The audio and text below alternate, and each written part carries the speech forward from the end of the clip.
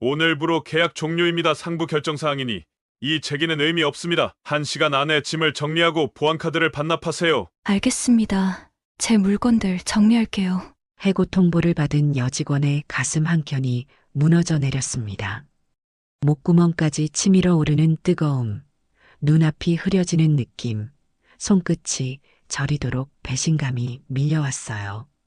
어릴 적 고아원에서 또 사회에 나와서도 수십 번 겪어온 거절과 버림받음의 순간들이 떠올랐죠. 그녀는 묵묵히 자신의 책상을 정리했습니다. 자신의 인생의 갑작스러운 끝은 늘 익숙했으니까요. 과연 세상은 그녀에게 얼마나 모질어야 할까요? 오늘의 사연 시작합니다. 그 전에 잠깐 시청 전에 구독과 좋아요 한번 눌러주시면 당신의 하루에 따뜻한 기적이 찾아올 거예요. 이서연 씨는 늘 마지막까지 남는 사람이었습니다. 회사의 큰 회의실 불을 끄는 것도 회식 자리 뒷정리를 하는 것도 모두 그녀의 몫이었죠. 28살 진성그룹 총무팀의 계약직 직원으로 2년째 묵묵히 일하고 있는 서연은 그런 자신의 위치가 불편하지 않았어요. 어쩌면 평생 그런 자리에 서 있을 거라 생각했는지도 모릅니다. 서연 씨, 또 남아서 정리하는 거야? 항상 고마워. 팀장의 말에 서연은 미소로 답했습니다. 말수가 적고 조용한 성격이었지만 그녀의 성실함은 회사에서 인정받는 몇 안 되는 장점이었어요. 하지만 그 뒤에는 누구도 모르는 그림자가 있었습니다. 서연은 고아원 출신이었죠. 어릴 적부터 불우한 아이라는 시선을 받으며 자랐고 그런 차가운 시선들이 만든 벽은 어느새 그녀의 일부가 되어 있었습니다. 서연은 사람들 사이에서도 늘 혼자였어요. 단체 사진을 찍을 때면 자연스럽게 구석에 서고 대화가 오갈 때면 한 발짝 물러서 있었습니다. 그런 그녀를 향해 누군가 손을 내밀어 준 적은 별로 없었죠. 이날도 여느 때와 같은 회식이 있었습니다. 술잔이 오가고 웃음소리가 가득한 자리에서도 서연은 조용히 자신의 역할을 했어요. 모든 정리를 마치고 가게를 나서니 갑자기 거센 눈보라가 몰아치고 있었습니다. 서울의 겨울밤은 유난히 춥고 어두웠죠. 다들 조심해서 들어가요. 택시 잡기 힘들겠는데. 팀장의 말에 동료들은 각자의 방향으로 흩어졌습니다. 서연도 버스 정류장을 향해 발걸음을 옮겼어요. 그때였습니다.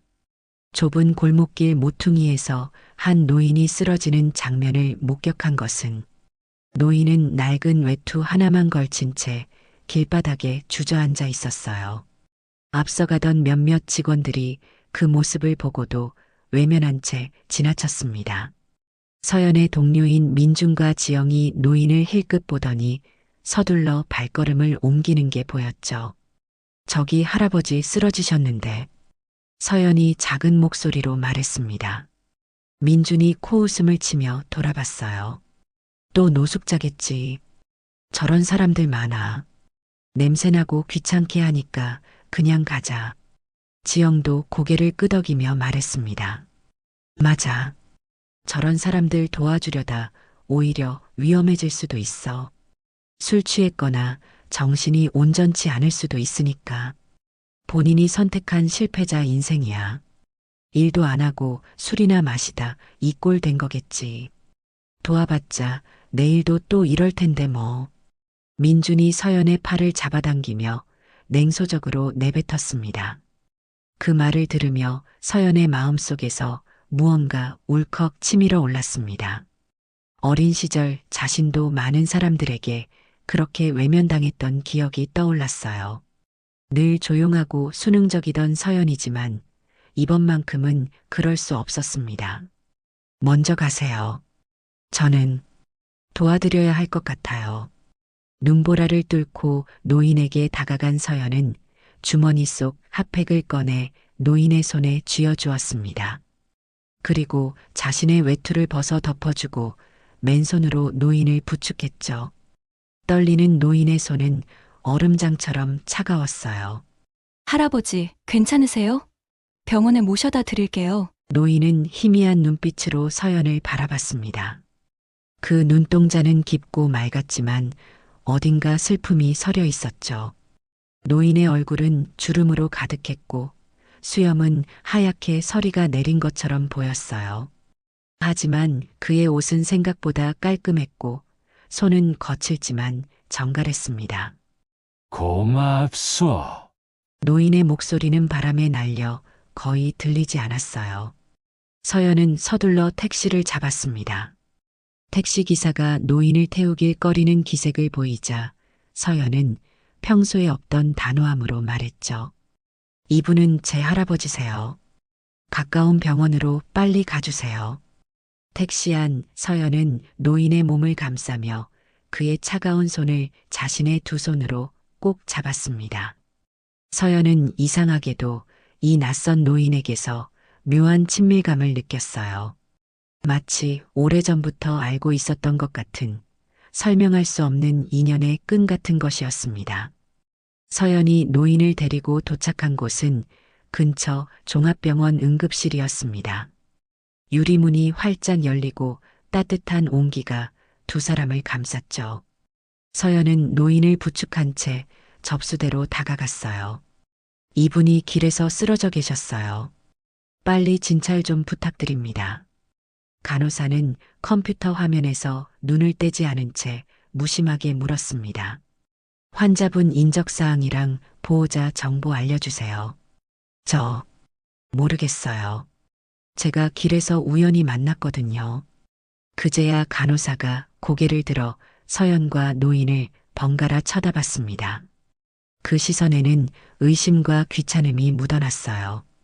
보호자가 없으면 입원 수속도 어렵고 치료비 문제도 있습니다.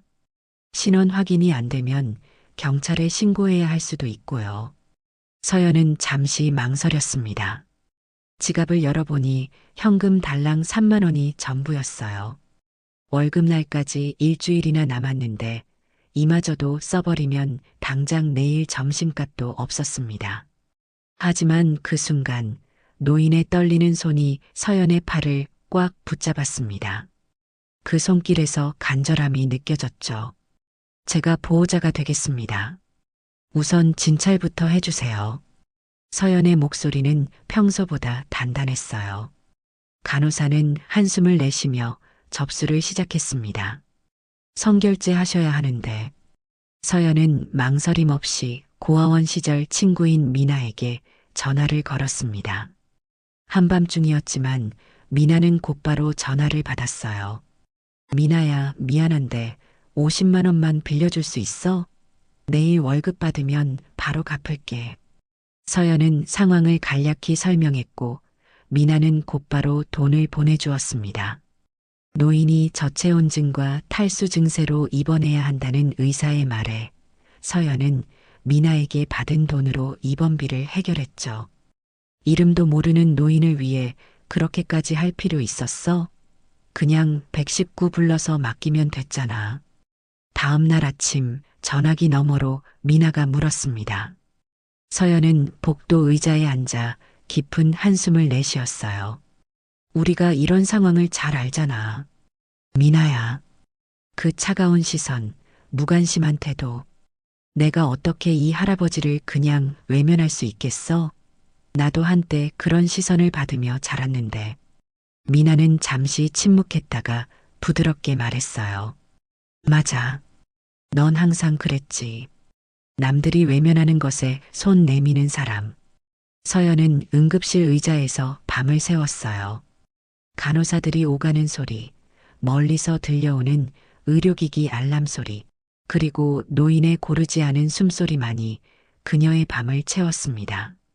불편한 의자에서 고개를 숙인 채 서연은 문득 자신이 한 번도 누군가를 이렇게 걱정해 본 적이 없다는 사실을 깨달았어요.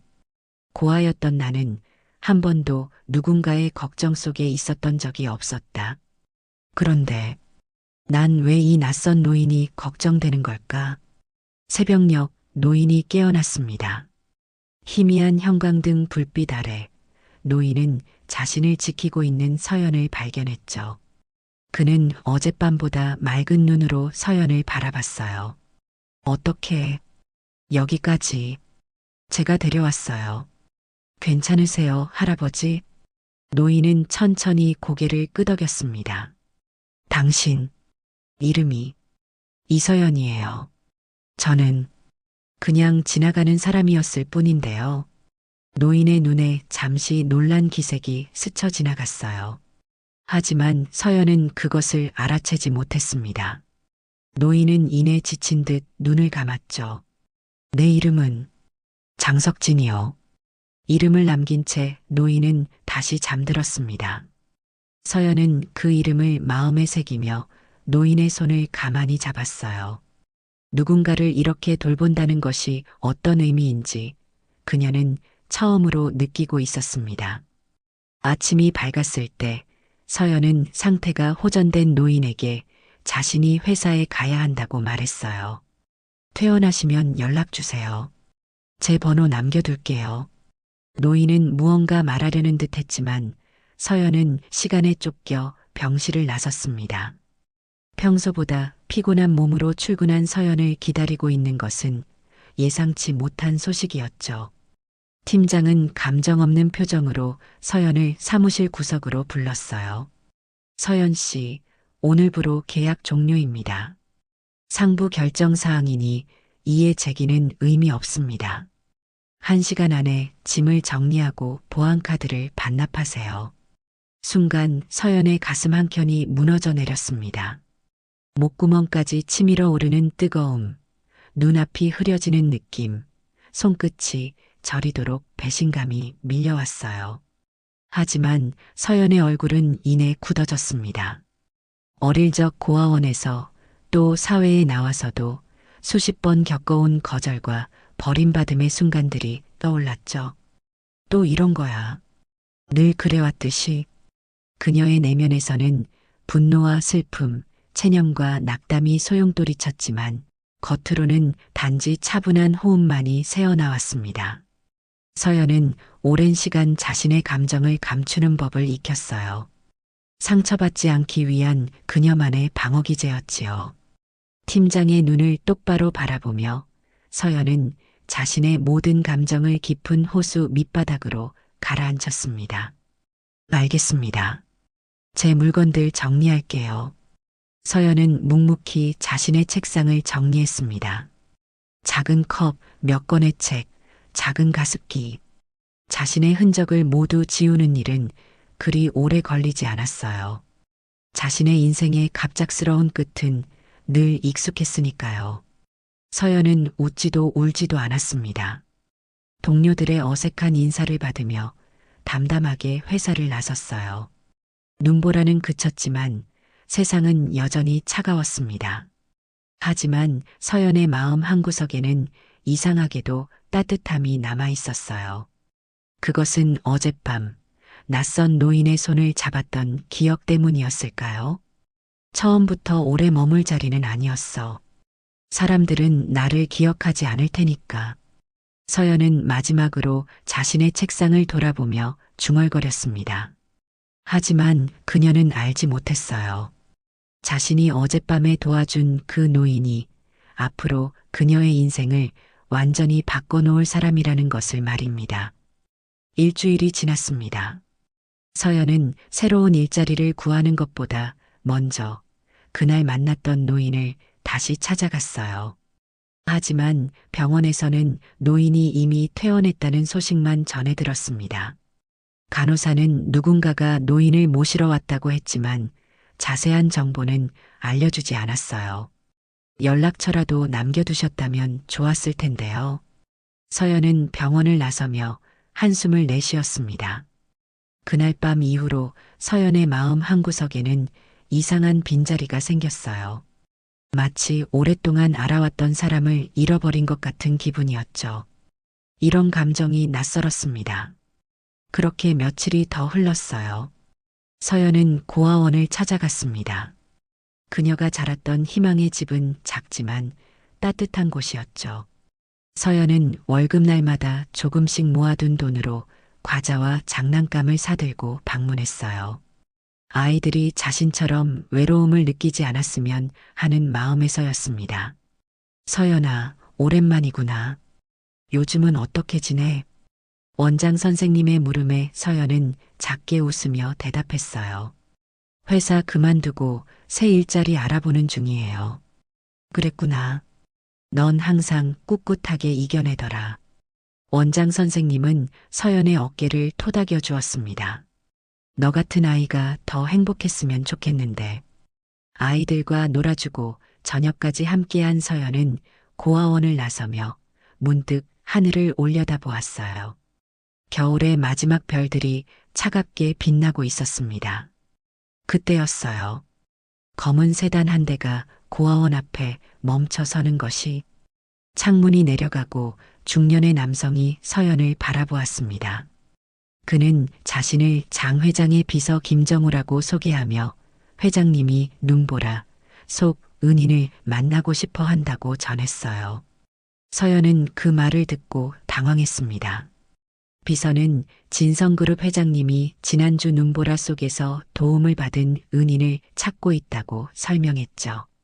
서연의 머릿속에 그날 밤의 기억이 스쳐 지나갔습니다. 장석진. 설마 그분이?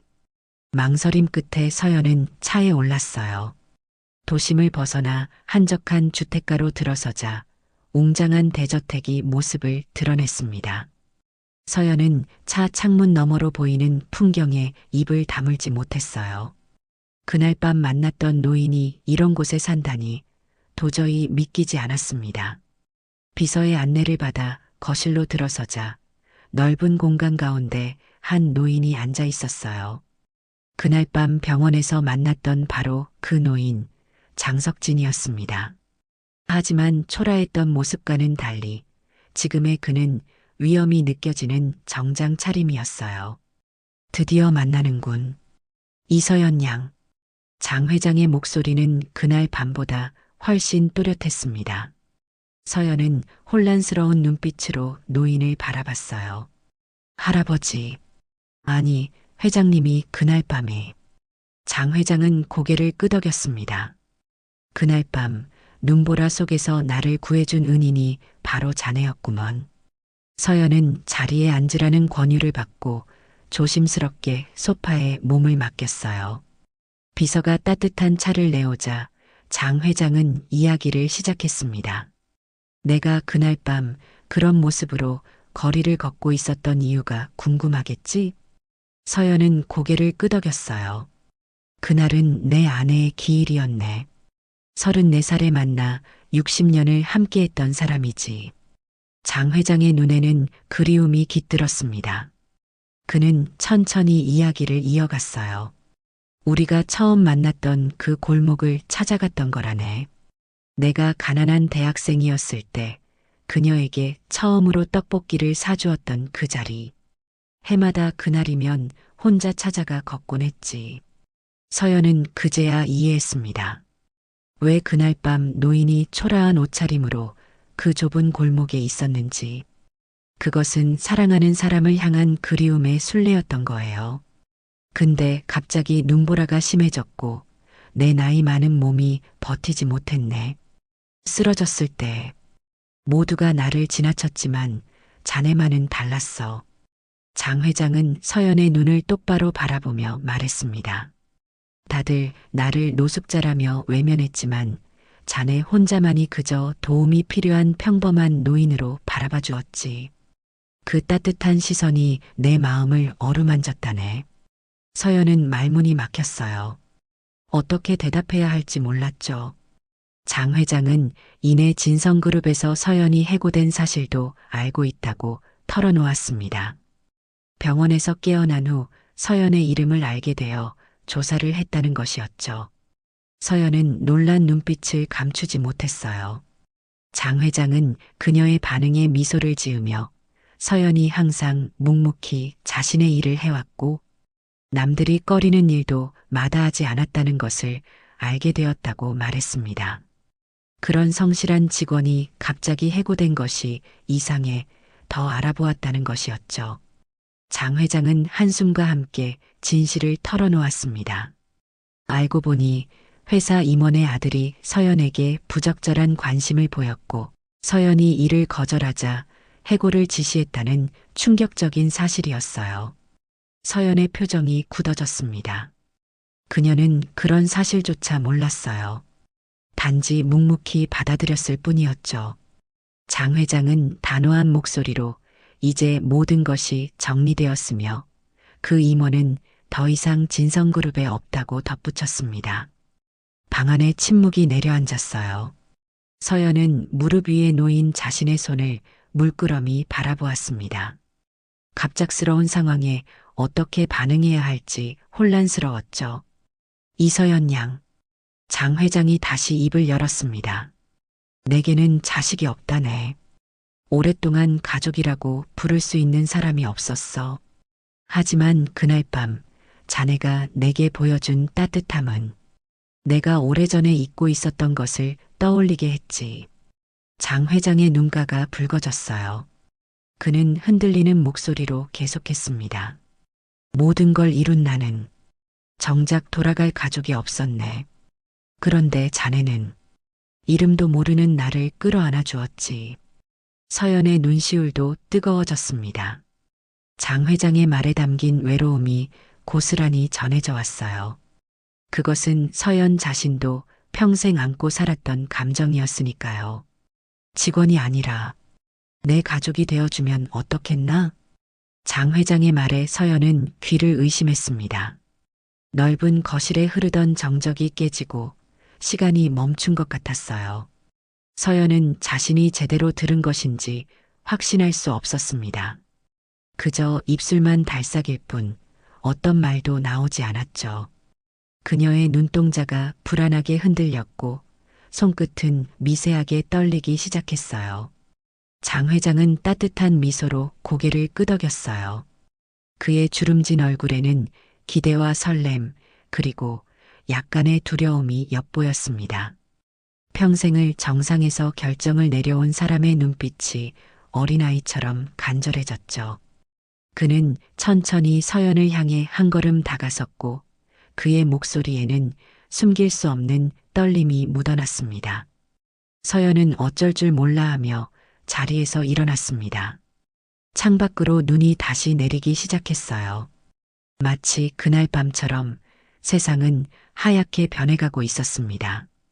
흰 눈송이들이 유리창에 부딪히는 모습이 서연의 혼란스러운 마음과 겹쳐 보였어요. 한평생 가족이라는 것을 꿈꿔왔지만 정작 그것이 눈앞에 다가오자 도망치고 싶은 마음이 컸습니다.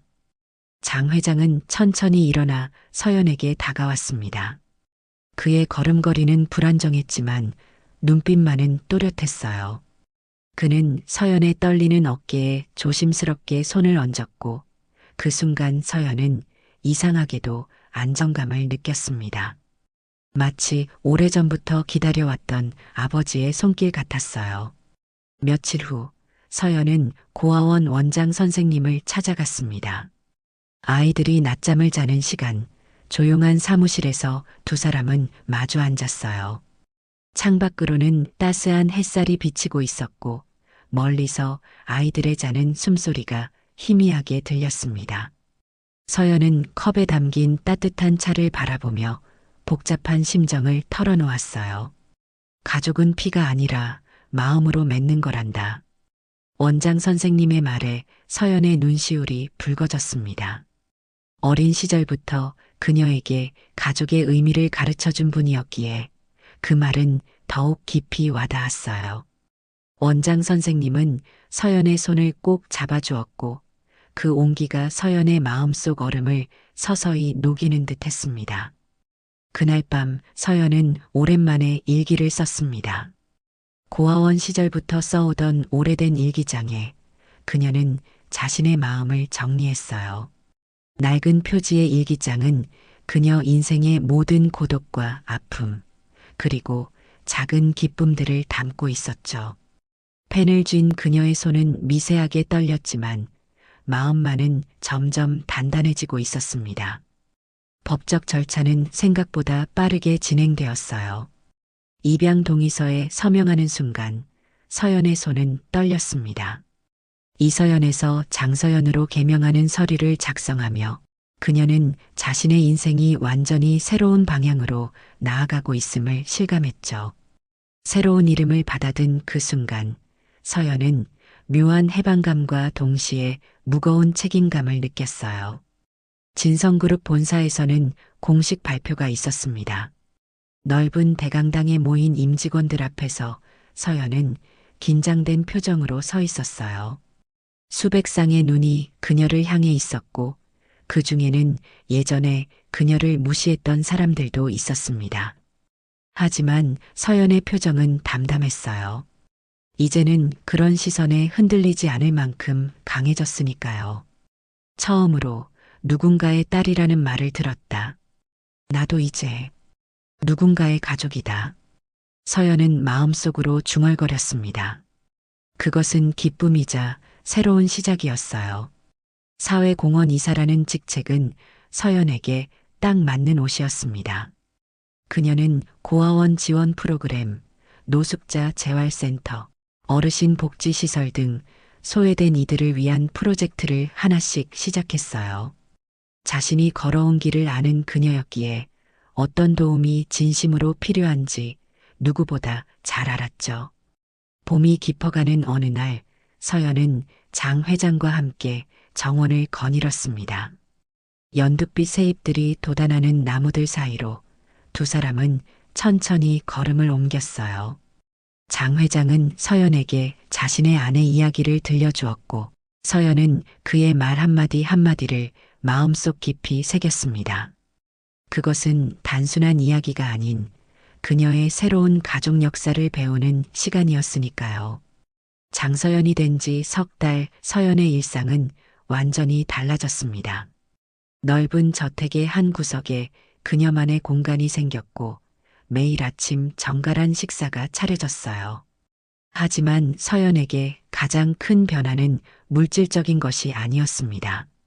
누군가를 위해 살아간다는 것, 그리고 누군가에게 소중한 존재가 되었다는 사실이었죠. 장 회장은 84세 나이에도 매일 아침 일찍 일어나 신문을 읽고 주식시장을 확인했습니다. 그런 그의 일상에 서연이 자연스럽게 스며들었어요. 아침 산책을 함께하고 저녁에는 하루 일과를 나누며 따뜻한 대화를 이어갔습니다. 처음에는 어색했던 둘의 관계가 점차 깊어져 가고 있었죠. 서연아, 오늘은 어떤 일이 있었나? 장 회장이 물으면 서연은 진성그룹 사회공헌부서에서 진행 중인 프로젝트들에 대해 이야기했습니다. 특히 고아원 지원 사업에 대한 이야기를 할 때면 그녀의 눈빛이 더욱 반짝였어요. 그녀가 직접 기획한 장학 프로그램이나 직업 교육 과정에 관해 설명할 때는 목소리에도 힘이 들어갔습니다. 장 회장은 그런 서연의 모습을 흐뭇하게 바라보았습니다. 그는 서연에게 어떤 강요도 하지 않았어요.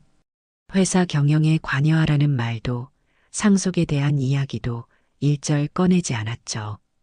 그저 서연이 자신의 방식으로 행복을 찾아가길 바라는 마음뿐이었습니다. 하지만 세상의 시선은 냉정했어요. 언론에서는 연일 자극적인 헤드라인을 쏟아냈습니다. 고아 출신 여성, 재벌 회장 심장 사로잡아, 눈보라 속 계획된 만남, 진성그룹 상속자 등극과정 의혹, 총수 자녀 없는 진성그룹, 낯선 여성에게 넘어가 나와 같은 기사들이 끊임없이 등장했어요. 특히 주간지들은 서연의 과거를 파헤치며 악의적인 추측을 이어갔습니다. 이서연, 장석진 회장에게 접근하기 위해 노숙자 행색을 한 노인을 일부러 찾아다녔다.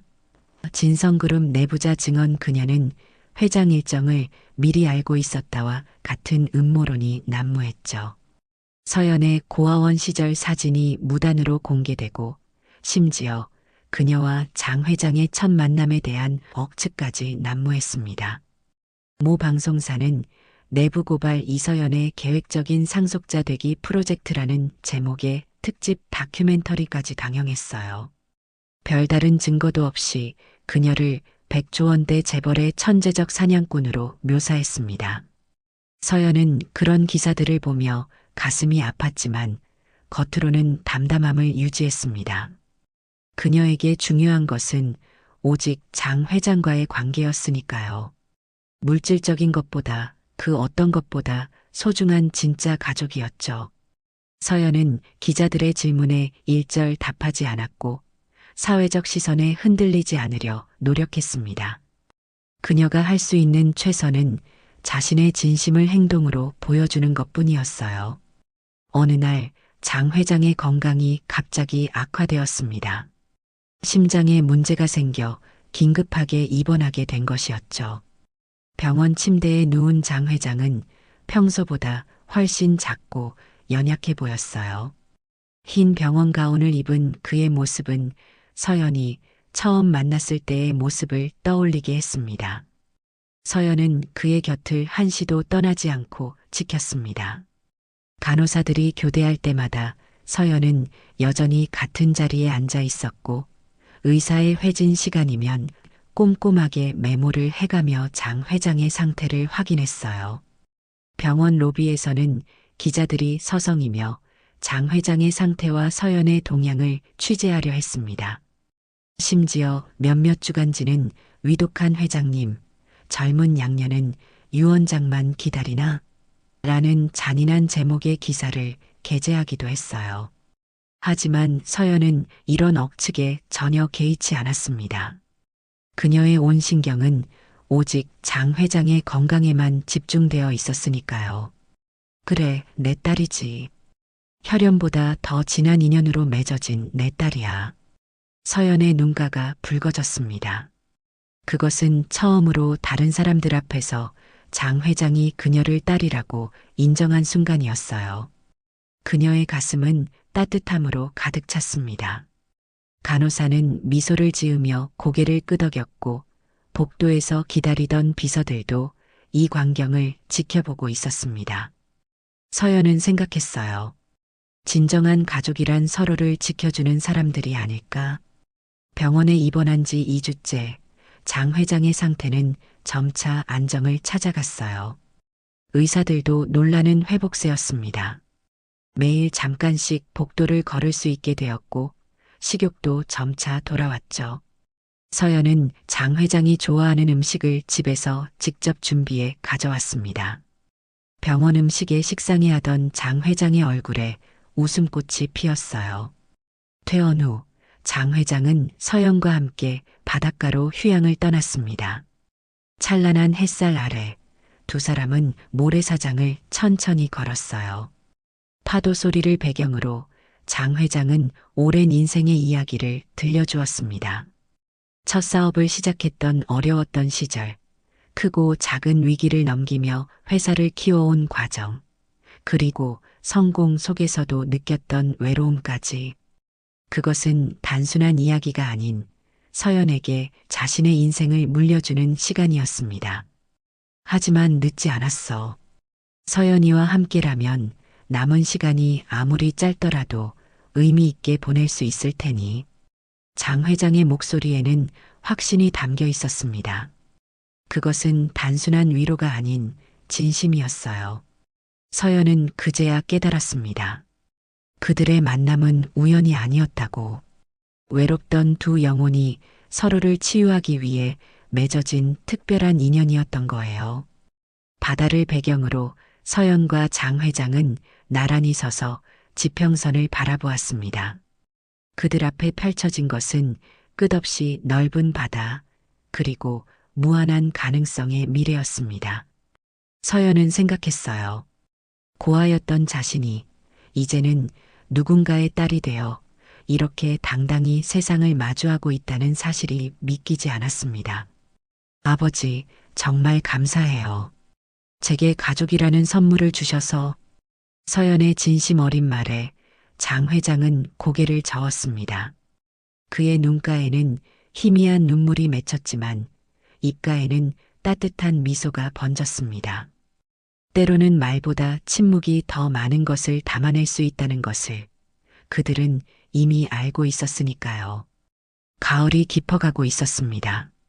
푸르던 나뭇잎들이 붉은 빛으로 물들고 저택의 정원은 낙엽으로 가득했어요.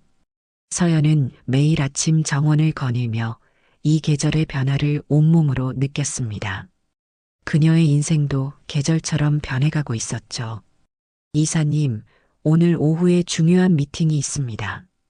비서가 일정표를 건네며 말했어요. 서연은 고개를 끄덕이며 자료를 훑어보았습니다.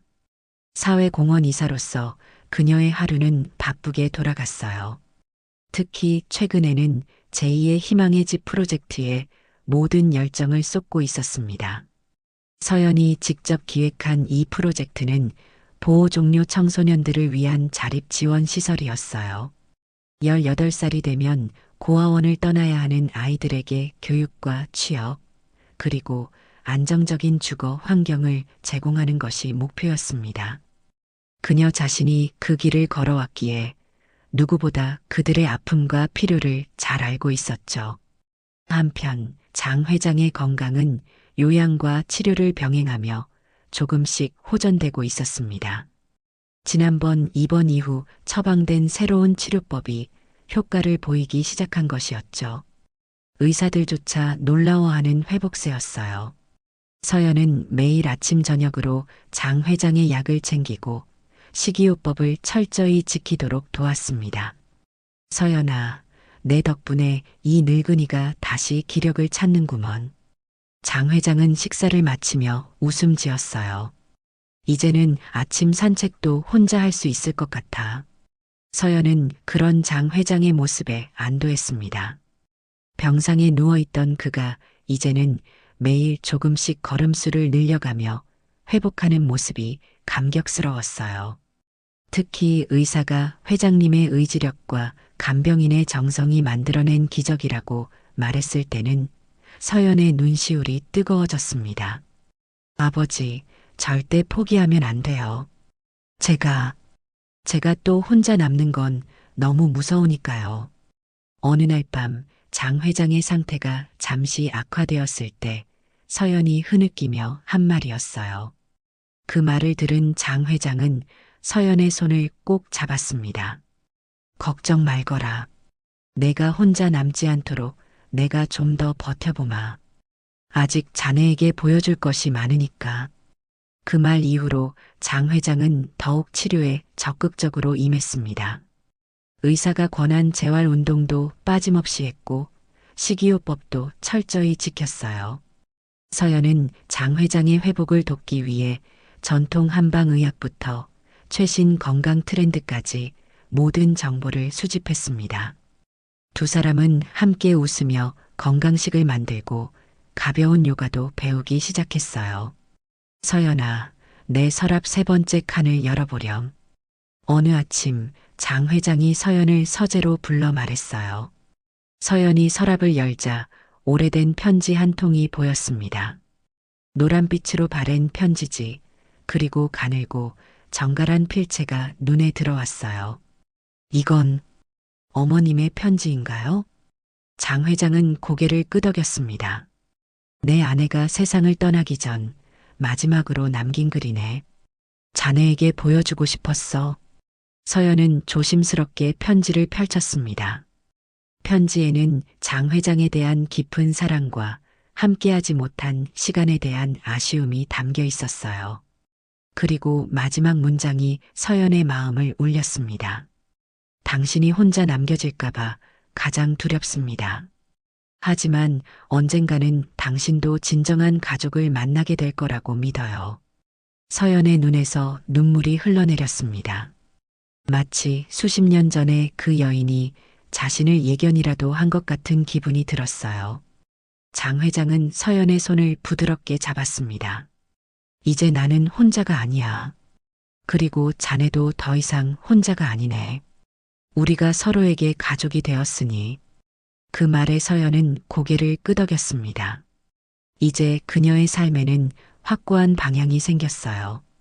여전히 언론의 시선은 냉정했고 회사 내부에서도 그녀를 향한 의구심의 눈초리가 있었지만 서연은 더 이상 흔들리지 않았습니다. 장 회장과 함께하는 시간은 그녀에게 큰 힘이 되었고 앞으로 펼쳐질 일들에 대한 용기도 주었습니다.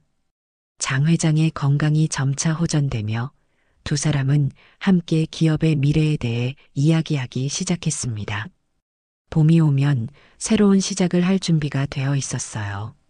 서연은 자신의 방에서 창밖을 바라보며 미소 지었습니다. 이제 그녀는 두려움 없이 내일을 맞이할 준비가 되어 있었습니다. 봄이 찾아왔습니다. 저택의 정원에는 새싹이 돋고 꽃들이 피어나기 시작했어요. 장 회장의 건강은 놀랍도록 호전되었고 서연과 함께하는 시간도 더욱 풍요로워졌습니다. 서연아, 오늘 중요한 행사가 있단다. 준비해 주겠니? 장 회장이 아침 식사를 하며 말했어요. 서연은 의아한 표정으로 고개를 끄덕였습니다. 그날 일정에 특별한 행사는 없었거든요. 오후 진성그룹 본사 대강당에는 많은 임직원들이 모였습니다. 긴장된 분위기 속에서 질문하는 눈빛들이 서로를 향했어요. 장 회장은 서연의 손을 잡고 천천히 단상에 올랐습니다. 그의 걸음은 이제 더 이상 불안하지 않았고 목소리도 힘이 넘쳤습니다. 여러분, 오늘 나는 중요한 결정을 발표하려 합니다. 앞으로 진성그룹을 이끌어갈 다음 회장으로 내 딸 장서연을 지명합니다. 회장실에 흐르는 짙은 침묵 속에서 서연은 놀란 눈으로 장 회장을 바라봤어요. 그는 확신에 찬 미소로 고개를 끄덕였습니다. 임직원들 사이에서는 작은 동요가 일었지만 장 회장의 위험 있는 태도 앞에 누구도 공개적인 반대를 표하지 못했습니다. 장 회장은 서연의 어깨에 손을 얹었습니다. 그 손길에는 깊은 신뢰와 확신이 담겨 있었어요. 서연은 갑작스러운 발표에 당황했지만 장 회장의 눈빛에서 진심을 읽을 수 있었습니다. 그것은 단순한 사업적 결정이 아니라 진정한 가족으로서의 인정이었습니다. 그해 여름 서연은 공식적으로 진성그룹의 회장 수업을 시작했습니다. 낮에는 기업 경영을, 저녁에는 장 회장과 함께 인생의 지혜를 배웠어요. 장 회장은 젊은 시절의 실수와 후회까지 솔직하게 나누며 서연이 더 나은 길을 걸을 수 있도록 도왔습니다. 가을의 끝자락, 서연은 자신의 방에서 오래된 상자를 발견했습니다. 그 안에는 장 회장이 남긴 또 하나의 편지가 있었어요. 서연아, 내게 마지막 봄이 찾아왔단다. 눈보라 속에서 내 마음의 눈까지 녹인 너는 내 전 재산보다 소중한 인연이었단다. 서연은 편지를 품에 안고 창가에 섰습니다. 미래는 여전히 불확실했지만 그녀는 더 이상 두렵지 않았어요. 그녀의 품에는 그날의 외투가 있었고 그 따뜻함은 영원히 그녀의 가슴에 남을 것이었으니까요. 세월이 흘러 서연은 진성그룹을 사회적 책임을 다하는 기업으로 성장시켰습니다. 희망의 집은 전국 각지에 세워졌고 수많은 아이들이 그곳에서 새로운 시작을 찾았어요. 장 회장은 90이 넘는 나이에도 서연의 곁을 지켜주었습니다. 때로는 엄격한 멘토로, 때로는 따뜻한 아버지로 그녀의 인생에 빛이 되어주었죠. 누군가의 외면이 될 수 있었던 순간, 손을 내민 당신이 진짜 가족입니다. 진성재단의 슬로건이 된 이 문구는 서연과 장 회장이 함께 만들어낸 가장 아름다운 유산이었습니다. 작은 온정 하나가 한 사람의 마지막 삶을 구했고 또 다른 한 사람의 인생을 바꿨습니다. 눈보라 치던 그날 밤 우연히 시작된 인연은 이제 많은 이들에게 희망이 되었습니다. 혈연보다 깊은 인연으로 맺어진 서연과 장 회장의 이야기는 진정한 가족의 의미를 세상에 전하고 있었습니다. 이것이 눈보라 속에서 시작된 가장 따뜻한 봄의 이야기입니다. 오늘의 사연 어떻게 들으셨나요? 오늘의 사연이 여러분의 마음을 밝히는 작은 등불이 되었다면 감상 한마디 댓글로 부탁드립니다. 귀한 시간 내주셔서 감사합니다. 다음 영상 누르시기 전에 구독과 좋아요 한번 눌러주시면 오늘 행복과 행운이 가득한 하루가 되실 거예요. 오늘도 사연이 빛에 들러주셔서 감사합니다.